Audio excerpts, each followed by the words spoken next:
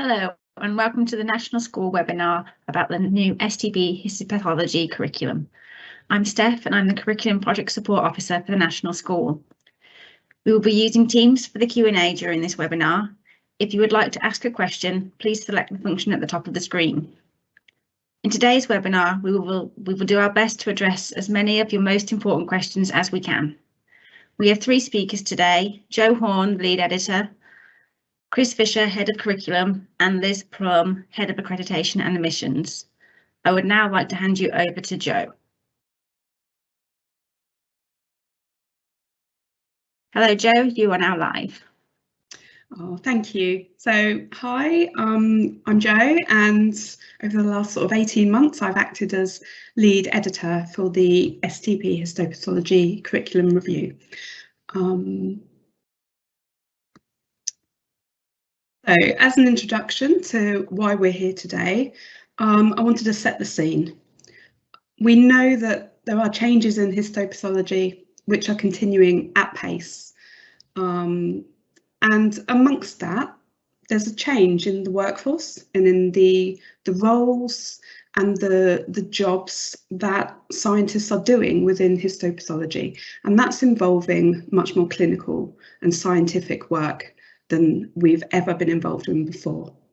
And we know as part of this, we need a flexible and agile workforce. And we know that this is based upon workforce shortages. And this is histopathologists, but also senior scientists. We know that we need more now, and we certainly know that we're going to need more in the future. And this is because of an increasing and a developing service need in terms of the complexity and the numbers, in regionalisation of specialist services. And so this workforce transformation is supported by national strategy. And so to set the picture, I just wanted to talk to you about what some of those strategies are and how it feeds into it. So initially in 2019, we had the NHS long-term plan, which started to talk about change within the NHS and responsibility for our own health and early detection of disease. And then in the same year, we had the top hole review, which is really talking about digital future of the NHS and how the workforce will interact with that. At the bottom of this page, there's a couple of links to the papers if you'd like to read more about them. And within the top hole review as well, there are obviously implications around genomics testing. And then in the same year, we had the interim NHS People Plan, which looked to address issues around the workforce and the people within the NHS. And it talked about service transformation. It talks about setting a career framework to give flexibility and innovation for the workforce. And really that's thinking about the future and how we're going to maybe work as part of networks and more regionally. It also quite clearly talks about an increase in training commissions, and it talks about leadership from our scientists and the diversity around that. And then following on from that, in the last year, we've had the NHS People Plan Action for Us All, which talks about the actions and also talks about the current pandemic, because that's really changed the way we think about things. And it's given us a vision of using new ideas, increasing the size and the diversity of the NHS workforce, growing it for the future, and making good use of everybody within the NHS, and that includes our healthcare scientists. And then in 2018, I can't believe it's been 3 years already, but the Royal College produced a workforce survey on histopathology, which clearly demonstrated that the current and growing clinical demand can't be met. We know there's an approaching retirement crisis with our histopathologists. We know there aren't enough trainee doctor positions to fill those gaps, so there is a gap. And so some of the actions that the college put out in this document were, in the short term, development of some apprenticeships, and in the long term, increased funding to train more scientists to dissect and report, and also to develop a revised STP and HSST histopathology. And this is part of that work. So you might be asking, why have we rewritten the curriculum? We've done it in line with those workforce strategies that I've just told you about. It's a fully funded way to increase the scientist workforce within histopathology. And we know that we've seen over the last almost 10 years now, there has been quite a low uptake of the previous histopathology curriculum. And when we've written this new curriculum, it's been done as a horizon scan of what do we think the next 10 years will look like. And really, we've written it with mind that this curriculum will form a platform or a springboard into the diverse range of specialist roles that our scientists can deliver across cellular pathology. So here's some general information about the programme. It's a 3-year programme of workplace and academic study. It's fully funded and trainees are supernumerary. They have 20% off the job learning. It includes a master's degree in clinical science, specifically in cellular science from MMU. It includes a leadership development programme and it's M level, so it consists of 180 credits. And at the end of it, you have the opportunity to register as a clinical scientist. If you're already a biomedical scientist, you don't have to register as a clinical scientist as well. It's an option for you. This is clinical scientist training, but it is available to biomedical scientists as well. So I'm going to talk you through some of the new modules. Each of these are rotational modules that sit in the first phase, are 10 credits. And what we have is an introduction to histopathology, an introduction to cytology or diagnostic cytopathology specifically, an introduction to cancer genomics, and a brand new module, an introduction to digital data and technology in cellular pathology. Let me tell you a little bit about each of those. So histopathology is an introduction to really the more scientific and technical aspects of working in this field. So it's in an introduction that you would give any new person into a histopathology department, telling them how it works, telling them how to, have underlying quality with everything we do, but also with a vision of the fact that we won't always be receiving samples in formalin. We'll be looking more and more to receiving fresh patient samples. So also how to kind of deal and handle a new type of sample. Pretty similar for diagnostic cytopathology. Again, it's an introduction that you give anybody new to working in a cytopathology section. And it's about receiving specimens, assessing adequacy, and preparing those specimens. So from receipt to production of a report. Cancer genomics, and this is working with our colleagues in molecular pathology, and that sometimes might be within the host histopathology laboratory if you've got a conjoint laboratory, but it could also be in the molecular pathology laboratory, and it's about organising and delivering those services that involve cancer genomics. And the digital data and technology module is to introduce trainees to the principles, application, impact and wider MDT involved in the management of digital data and tech relating to CellPath. And you might say, well, what does that actually mean?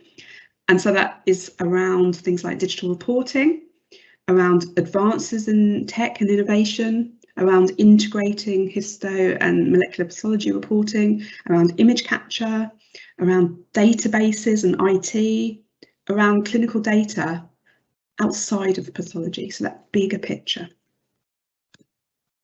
Your specialist modules are also 10 credits each, and there's 5 of these. I'll tell you about each of these individually. So you have non-malignant dissection, and this is about developing those practical skills and the underlying theoretical understanding to be able to dissect essentially category B and C specimens. So mainly the simple specimens. Detail here. So mainly category B and C. It's those high volume, low complexity specimens that most departments have. And what we've done, rather than trying to do everything, we've decided to cover the 5 big specialisms. So that's skin, GI, gynae, urology and breast, because we think those are available in most departments. The aim of this is to become proficient and to have your local competencies signed off, as you would if you were undertaking dissection training as a scientist within the histopathology department. And this is a springboard to the IBMS qualification for the Diploma of Expert Practice in Histological Dissection. Then we have pathological basis of disease, which actually is quite a sort of a theoretical module in terms of it's talking about different types of disease. But what we've done is we've then applied it. So we're asking our trainees to use histological, immunohistochemical and molecular pathology techniques to demonstrate and explain those various pathologies that we're talking about in the curriculum. And this can be by case studies, by doing lots of tests, by reviewing cases with pathologists. And then we move on to malignant dissection, and this is about essentially category D&E, not only category D&E specimens, and it's about an introduction to dissecting these. And that's why I've highlighted under supervision there. So a bit more detail on that. We've stuck to the same 5 big specialisms because, again, we think they'll be available in the majority of departments. And obviously I know that for skin, they're not category D&E specimens, but we've made the split on benign or non-malignant versus malignant rather than categories of simple versus complex. So there is a little bit of flexibility across this. And the aim of this is to introduce people to complex dissection. There's no expectation that the trainee will be proficient in all of this work by the time they finish their STP. But if you're in a department where that's really, really encouraged, then that is great. So again, there's the option for local sign-off of competencies. And then we have got specialist histopathology and service management. So we're trying to develop the practical skills and theoretical understanding for trainees to be able to troubleshoot and to manage those specialised areas that we have within histopathology. So within this module, we have lots of troubleshooting, we have writing a business case, we have the underlying quality around histopathology. And we also have specialist immunohistochemistry and molecular pathology. And this is, the more detailed exploration of IHC and molecular pathology. And this is an area that's really, really growing. And it's to develop a set of quite broad skills, because obviously this is quite a flexible area. It's moving quite a lot at the moment in terms of genomics and in terms of the GLHs. So it's been written really, really broadly so that this can be utilised, so people develop those skills and knowledge to then go where the service goes over the next sort of 10 years. So this is about requesting tests, it's about interpreting tests, it's about interpreting tumour content, cellularity and performing algorithms. Okay, so who's it for, you might be asking? It's for lots of people, it's for graduates, it's for people that have a life science BSc degree at 2-1 or above. But also there's lots of people working in hospitals already that have a life science degree at 2-1 or above. You don't have to be registered with the HCPC to apply.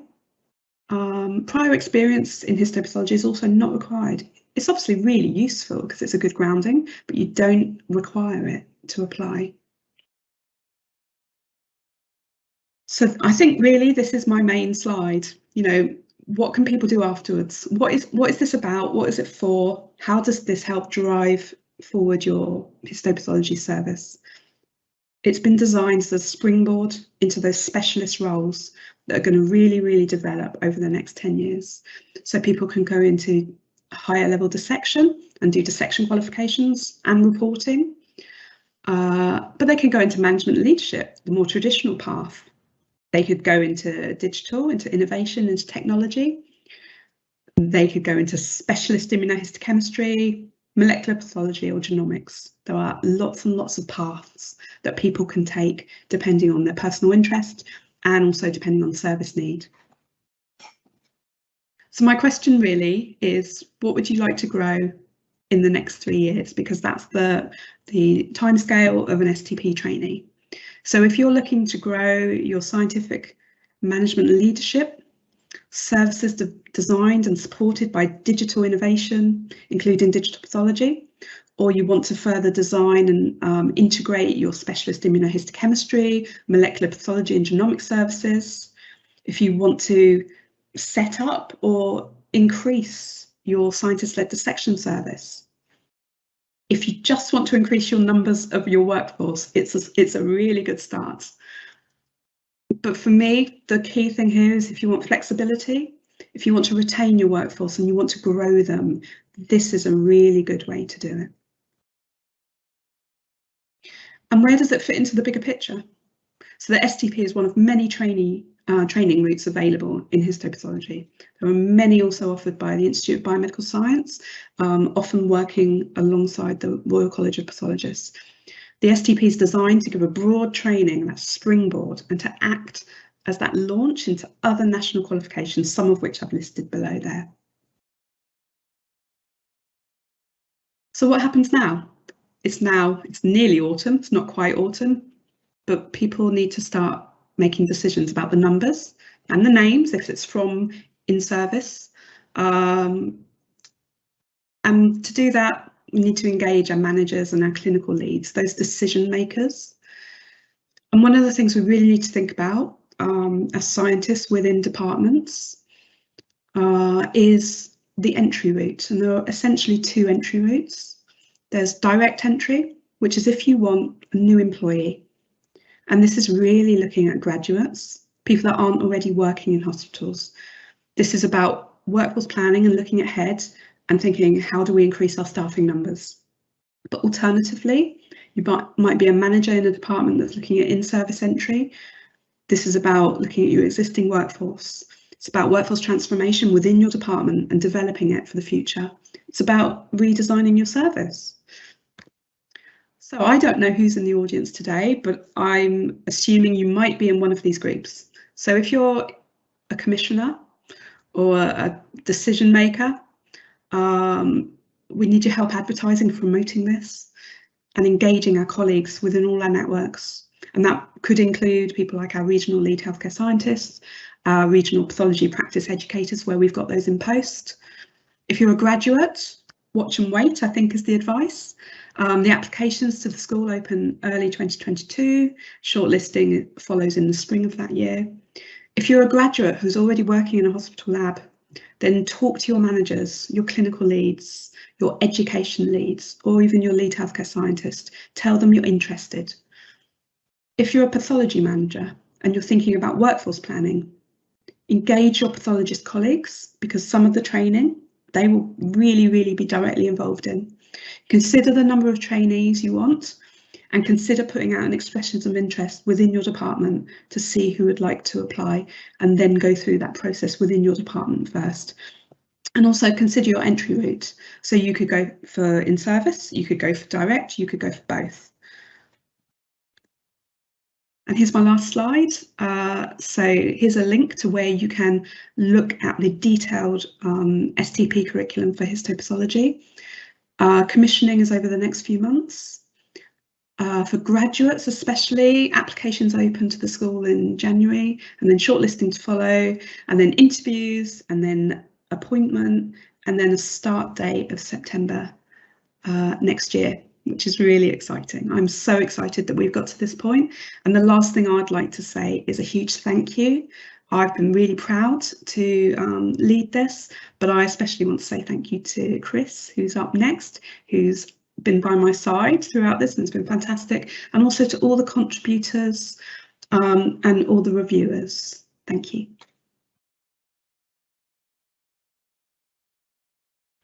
Thanks, Jo, for that presentation. There will be an opportunity for Jo to answer your questions later. Please put any questions you have into the Teams Q&A.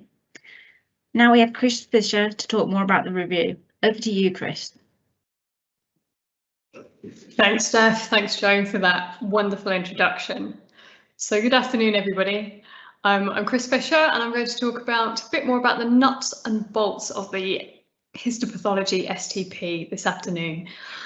It has been, as Jo mentioned, a little while in the making, so I am really thrilled to be able to talk to you this afternoon.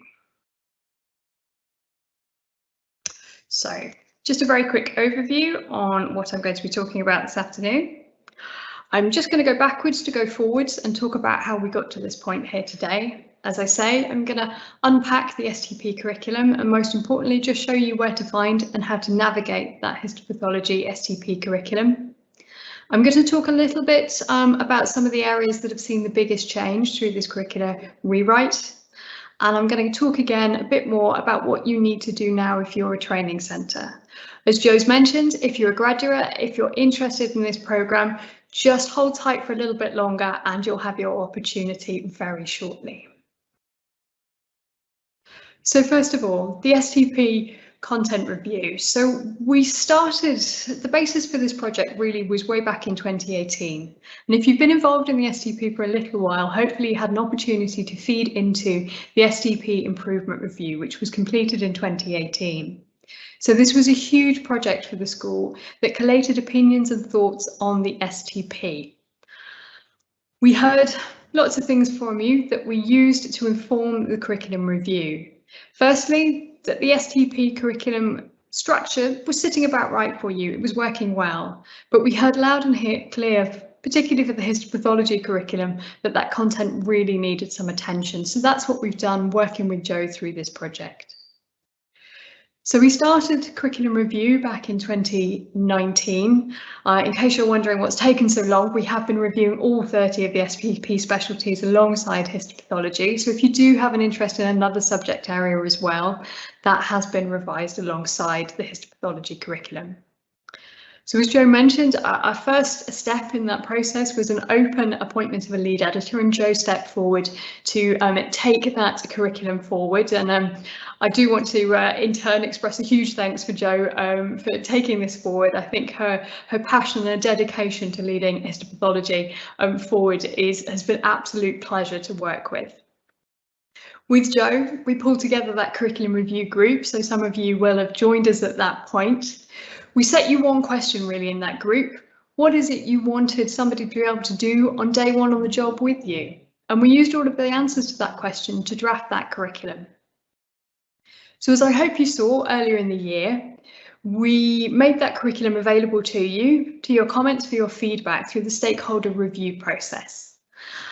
And following that, we used your feedback to revise that final curriculum. And that brings us to the here and the now and the curriculum launch for the histopathology revised curriculum. Looking forward, that curriculum will be in delivery from September 2022. So trainees starting with you next September will begin on that new curriculum. So just briefly to mention, and as Joe said, thank you to everybody who did take part in the stakeholder review. Just to let you know that all of our responses to your feedback, how it shaped that final draft of the curriculum, is now available on our website. And I'll show you where to find that in just a moment. So again, we've talked briefly about the future of the STP curriculum. Now, disappointingly, I don't get to put my feet up on the desk and have a cup of tea now. Revising this curriculum, we've tried to be as smart as we possibly can in making sure it's adaptable, it's future-proofed, and it can grow with you as your practice changes, which it is doing rapidly. But once this curriculum is into practice, we want to keep an eye on it as well. And I have, again, shamelessly borrowed this slide from this image from the CSO and not referenced it. However, I'm given to understand that you're involved in more of these areas than I potentially thought. So you are changing and growing rapidly, and we want to make sure this curriculum keeps pace with you. So I'm going to just dig into the STP curriculum for you a little more.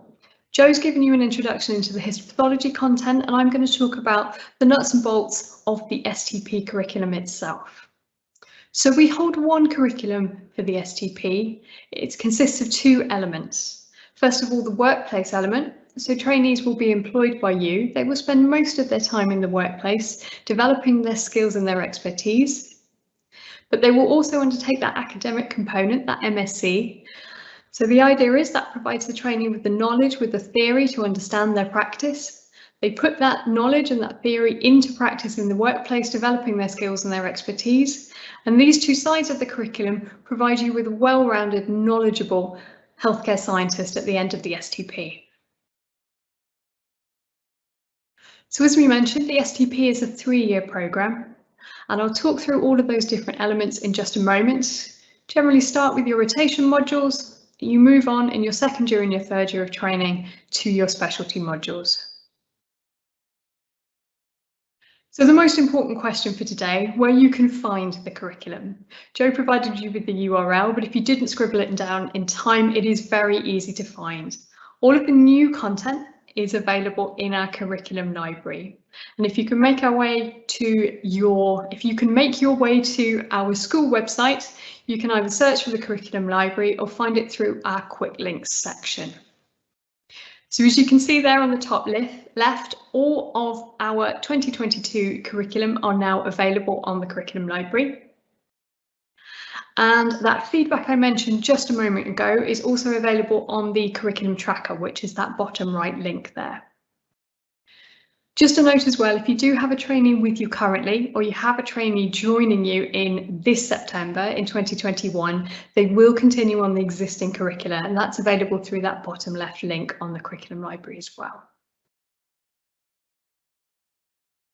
So I'm going to start by unpacking all of the content that's held in that curriculum library for you. I'm just going to talk through all of these different elements of the curriculum. So you'll have one homepage for the histopathology curriculum, which will provide all of the information and elements that make up that curriculum, including all of those modules that Joe's talked through from the histopathology side of things. You can see on screen, those are our core modules, and those are modules that are taken by all of our trainees, regardless of their specialties, which provide the core skills for our trainees. I'll talk about those again in just a moment. We have two more elements which make up our STP curriculum. The first is the rotations, as Joe's described, and again, I'll talk about those in just a moment. And finally, that specialist content, and of course I will leave Joe to describe those to you. I won't try and revisit that content for you. So I'm just going to show you briefly what makes up each of these modules and the information that you will find in the curriculum library. So at the top of the page, when you enter one of those modules, you'll find all of the module information, the what's and wherefores of that module and its aim. On the left-hand side, you can see all of the different components that make up the module, and I'm just going to give you a brief whistle-stop tour through those elements. As a workplace, these are probably the most important bits for you, the work-based content, the work-based assessments. So what we'll have online is the competencies that your trainee will need to complete in the workplace. Alongside that, we'll have the workplace assessments. We have 3 types of assessment in the STP curriculum. I'm not going to talk through those in detail today, but you can find more detail on each of those assessment types on our website. And I will also tell you when you can come back and ask us questions about those if you're not familiar with them. The final element you'll find online is the learning outcomes for the workplace content. So as you might have spotted on the left-hand side there, each of your competencies builds towards meeting one of those learning outcomes. So those learning outcomes for the work-based content are really there for your reference. These are the headline skills that we think your trainee will have once they've completed this module. So I should just reference, as Joe talked about, you will also have local competency sign-off as well, and I do have to enunciate here, so stick with me. We have STP training competencies. These are formative training opportunities that your trainee has to complete in order to complete the STP programme. Many of you will have or will be working toward professional accreditation in your service or in your department. These are 2 separate and independent things. Completing an STP competency does not confer competence according to any accreditation system that you may be working with in your department. However, if your trainee is able to demonstrate their competence according to your training system, they may be able to use that as evidence for their training competency. But these 2 things are not related, and they are 2 independent systems. I hope that's clear. If it's not, as I said, I'll let you know when you can come back to us and talk about that a little bit more. The final element of the workplace competencies is the clinical experiences. There's a little bit more information there that you can read at your leisure, but the clinical experiences really aim to give your trainees a wraparound 360 perspective on the work that they're doing. As you can see here for this module, there are 2 clinical experiences which trainees completing this module will have to undertake. The first is for the trainee to attend an MDT, so they're getting to see what happens downstream of the work they're contributing to the patient pathway. And the second experience is to attend a clinic, so they're getting to see what happens upstream of their input to the patient pathway. And this is really building to give our trainee a really good perspective on the healthcare landscape that they're operating in. So finally, the last element of each module is the academic content. So as Joe mentioned, this is the content that is included in the MSc, and in this case is delivered by Manchester Metropolitan University. So as I mentioned, we hold one curriculum and it holds these 2 elements, but this content is delivered by the university. So it's in the curriculum library for your reference, but you don't as a workplace have to do anything with that content. So I'm briefly going to talk about a couple of areas that have changed for the new curriculum. What's new for 2022? Just to give you an update, if you are familiar with the existing curriculum, if you're not familiar with the curriculum, this will just give you a little bit more information on certain areas of the curriculum. So first of all, just to explore that core curriculum a little bit more. So as I mentioned, this is the area that all trainees undertake and gives you those transferable healthcare scientist skills. So the first module is the Professional Foundations of Healthcare Science and Clinical Science, and that gives you wide-ranging, as the name suggests, foundational skills in healthcare science. The second module needs less explanation, research skills in healthcare science. The third module there is the STP project. Now this has seen a little bit of a rebrand. It used to be called Research Project. We've updated that name just to recognise that not all of the projects that are undertaken here would be classically termed research, and that's absolutely fine. We really have 2 base requirements for the STP project. The first is that it fulfills the requirements for the MSc, and the second is that it benefits patient care. The final module I want to just dig into a little bit more is the individual professional development module. And if technology is on my side for today, I'm hoping I can show you a brief animation which will explain this a little more. It doesn't have any sound on it, so I will just attempt to awkwardly narrate it for you as well.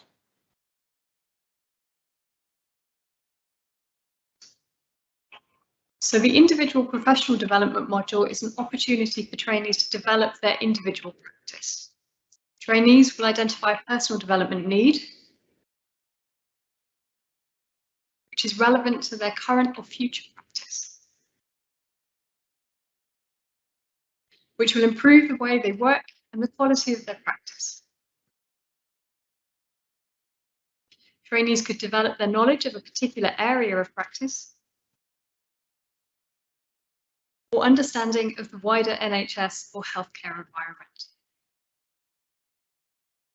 Trainees can meet their identified development aim through a single event or a series of events or development opportunities throughout the programme. Trainees will demonstrate personal responsibility for their continuing professional development, critically reviewing and reflecting on their practice to identify areas of development, and organise ways to meet these needs. This module allows trainees to act as an ambassador for healthcare science in the wider healthcare environment, realising the benefits to patients of sharing knowledge and best practice.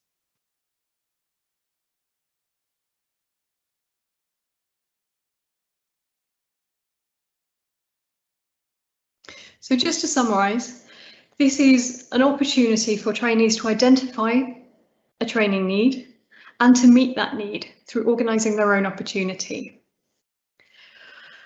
So as we talked about, the curriculum aims to provide the essential skills for all trainees. but there are always going to be areas that a trainee wants or needs to develop on their own, and this module provides that opportunity. The STP provides eligibility to register as a clinical scientist, but whatever your registration, continuing professional development will be a feature of maintaining that registration. And this is an opportunity for trainees to begin taking that personal responsibility.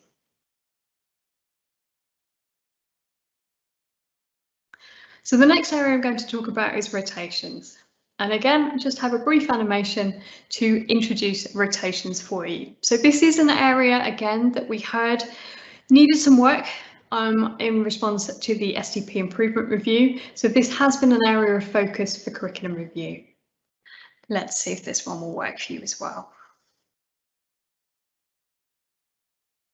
There we go. So each rotation will be 4 to 8 weeks long, with time for trainees to train in their own department.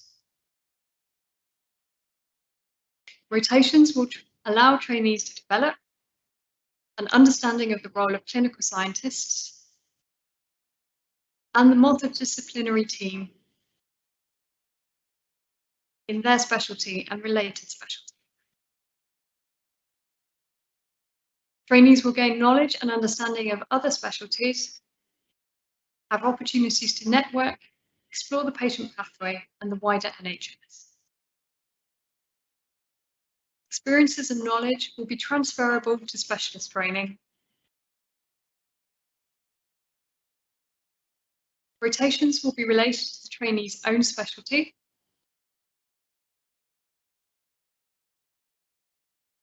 And the learning outcomes will be summarised in the module for you. You can see them on the screen there.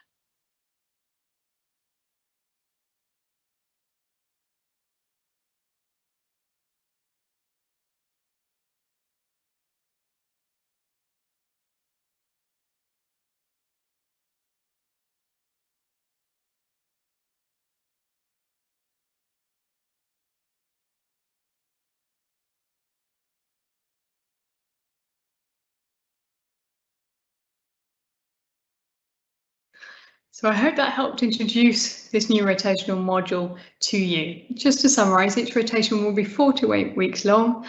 As Jo nicely summarised for me, it's about introducing a trainee to their own specialty and to other specialty areas, and hopefully meet the people they'll be working with for the rest of their training and potentially the rest of their career as well.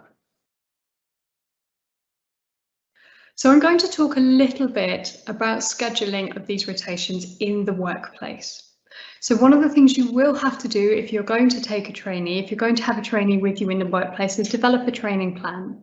So I'm just going to start to talk about how that might look. So rotations, we have a minimum time of 4 weeks and a maximum time of 8 weeks in a rotation experience. Now, this is based on quite a classical idea of a rotation in that you pick up a trainee, you take them over to another department and you pop them down there for their rotational experience. Now, for some specialties, for some rotation modules, this might still be the case. The trainee might have to visit a department down the corridor, it might be another building, it might be a whole other hospital. But in some cases, it might just be a different bench in the same lab space. But what we're asking is that those trainees are embedded with that expertise and with that rotation experience for a minimum of 4 weeks and a maximum of 8 weeks. So as we mentioned, the rotations are the first stage of your training. So I'm sure you can do that maths. If your rotations are 4 to 8 weeks long, then your first year of training might start to look a little bit like this. We'd always recommend you do that home rotation first. Get your trainee orientated and settled. You need an introduction to your own specialty really to understand those around you and how they fit together. Your first year might start to look a little bit like this. Might start to look a little bit like this.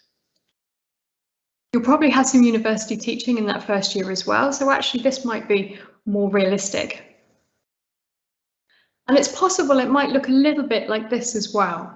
So while we ask that that minimum rotation experience is 4 weeks, that is 20 working days. So that may be 1 day over 20 weeks, it may be 2 days a week over 10 weeks. Whatever works for your training and your department and your trainee, as long as you can set that out in your training plan.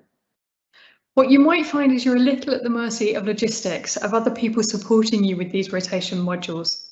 So this rotation module gives you a little bit more flexibility there. So you may need to start some of the conversations in order to support these rotational experiences now. It may mean pulling in a couple of favours, so I thoroughly suggest you start to have a look at these rotation modules sooner rather than later.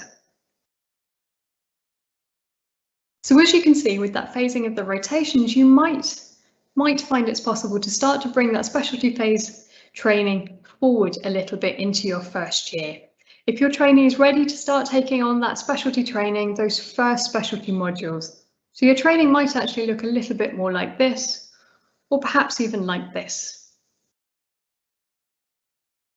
So we've introduced some new information into the curriculum library to help you schedule that training, and that's phases of training. So as you can see on the screen there, the rotations comprise of the first phase of training. And then you'll move on to phase 2 with the specialty modules, and then again onto phase 3. So your training actually might look a little bit more like this. So we've redeveloped this curriculum to develop skills for trainees across all 3 years of the training. So we thoroughly recommend that you complete as much as phase 1 as you can before you move on to phase 2, and look at completing the majority of phase 2 before you move on to phase 3. So development of skills is now spread across that training. Each one of these phases is a building block, and it provides the foundation to the next phase of training. Now, I do appreciate that real life isn't nice and square in boxes like this, so it might not happen exactly like this. So this is a recommendation and to help you think about how you are scheduling that training. So just a brief word on competencies for you as well. So what you'll be able to see on each of those competencies is there is a view button to provide you with more information. And we have reworked how we're providing that information as well. Within each competency, we provide considerations. It may be helpful for you to know that the working title for this section of the curriculum was some stuff you can think about when doing this competency. These are some things for you to consider as you're working on this element of the curriculum. These considerations are not exhaustive, they're not exclusive, and they're not directive either. Some of the things in this list may be relevant to your competency. There may be other things you need to think about. Some of these may not be relevant to the situation you find yourself working in. It is just to get you started on some areas to think about with this competency. So, up to the here and now, what do you need to do now? And I'm really talking to training centres here. So as Joe mentioned, the expression of interest to host a trainee is available now, and that is open until October. So what I recommend you start to do is have a look at that 2022 curriculum. Get a feel for it and have a look at what you can provide in your training centre and what you can't provide. Now, this is completely normal, so if you come across something you can't provide in your own department, don't panic. We've written the curriculum so that the majority of training centres can provide the majority of the training, but there may be an odd bit or piece that you can't provide on site or in your own department, and that's absolutely fine. So reach out to your networks, talk to other people. Is there somebody else that could support you in providing that training? It's absolutely fine to work with other departments to provide this training. It's probably going to be most relevant to the rotations. So I'd suggest you really start to have a look at those and start to have those conversations about how you can provide those rotational experiences. And all of this is information that you'll need to submit to that expression of interest. So it's very likely that you won't receive that expression of interest personally. It's most likely that your organisation will combine their response to the expression of interest. So if you haven't heard anything in the next month or so, I'd really suggest that you reach out to your lead healthcare scientist or your regional HEE healthcare science lead. There's more information about what you need to do to host a trainee on our website. I'm going to talk about accreditation here as well. This is the school accreditation process to host a trainee. So if your department is not currently accredited by the school, then please confirm that you do plan to take a trainee. And in that case, reach out to the accreditation team and let them know that you'd like to begin the process of accreditation. If your department is already accredited, there's nothing you need to do right this second. The team will be in touch with you to let you know what you need to do. However, you all will need to develop a training plan based on the 2022 curriculum. So I suggest you start to get familiar with that curriculum and think about how you're going to deliver that training. So this is the beginning of a conversation here today. So this webinar will be available on our website afterwards if you want to refer back to it, if you want to send it with colleagues, if you want to use it to encourage others to take on a trainee in your department. We have some opportunities scheduled throughout this year for you to come and drop in and talk to us any questions, any queries you might have about working with this new curriculum, about hosting a trainee. These are open drop-in sessions. They're all listed on our website on our events page, and we are available for the whole of each of these drop-in sessions. So just drop along whenever you can if you've got a question you'd like to ask us. So while that's all from me today, you have plenty more opportunities to come and talk to us if you wish to. Back to you, Steph. Thanks, Chris. So now is a chance for the audience to ask questions. So please put any questions you have into Teams. We have Joe, Chris, and also Liz from Accreditation and Admissions here to answer your questions. At the moment, the only questions we have are if we can share the slides. As Chris has said, the webinar will be available on our website shortly. If you do want the slides, just email us at nshcs.curriculum@hee.nhs.uk. So we'll wait just to see if we'll get any more questions through.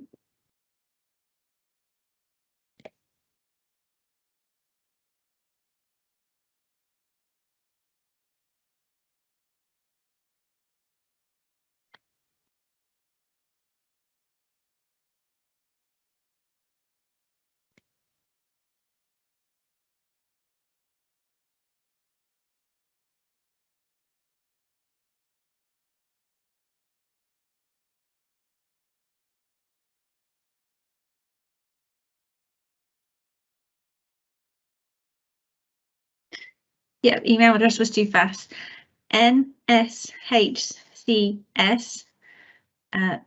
.curriculum@hee.nhs.uk, and I think someone's just going to type that to you now as well.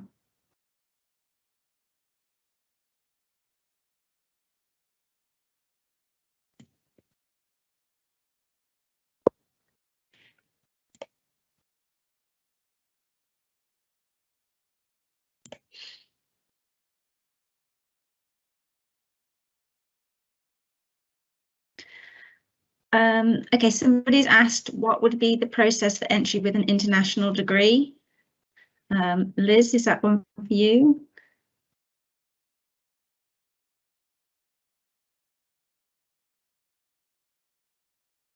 Okay, Liz, you're live. Okay, thanks, Steph. Yeah, basically, the applicant applies as they would do. It needs to be NARIC checked in terms of the actual qualifications. So if there's any queries, come back to the school, come back to the admissions team, and we'll help you with that. We do have trainees that apply with international qualifications, and that's absolutely fine. But obviously, we need to sensor check that depending on the institution that they've come from. And actually, NARIC is a universal kind of a check for any HEI and any organisation such as us to make sure it's equivalent to what we're asking in terms of our generic admissions criteria. So come and talk to us. That's not a problem at all. Okay, thank you. Another one for Liz. What would be the best way graduates can start preparing for application? Oh, that is a very good question. I think it depends on their background. It depends on what context they've got. There are various networks that we can signpost folk to go and talk to existing STPs and graduates from the programme. And I think it's good to reach out to others and to see what is available out there. They're not on their own. They're not in isolation. There's plenty of folk either graduating from programmes or also currently on our STP programmes. And I'm sure Jo could possibly add a little bit more to that. She's our expert, so to speak. So I would say social media is a really good idea, actually. You can find lots of information on Twitter. There are lots of trainees and graduates that are on Twitter and Instagram, and they talk about their experience and the work they do. And I'm sure, like any of us who work in certain fields, would be happy to answer any questions. There's also a website, and I can't remember what it's called, but it's specifically STP trainees, and I've seen it, and it's got advice areas on there and forums. I just can't remember the name, and I don't know if anybody else can help me out.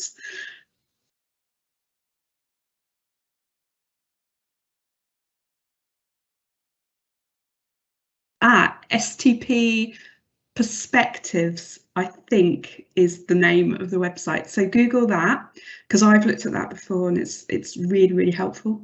So those would be my recommendations. And also, if you know people that are currently working in the, histopathology, for this example, then go and talk to them. Go and find out what it's like to work in one of these departments. Go and find out about the opportunities.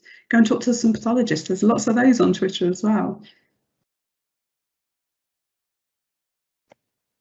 Okay, thank you. So I have another question, I think, for Liz. It would be helpful if the funding arrangements were to be outlined.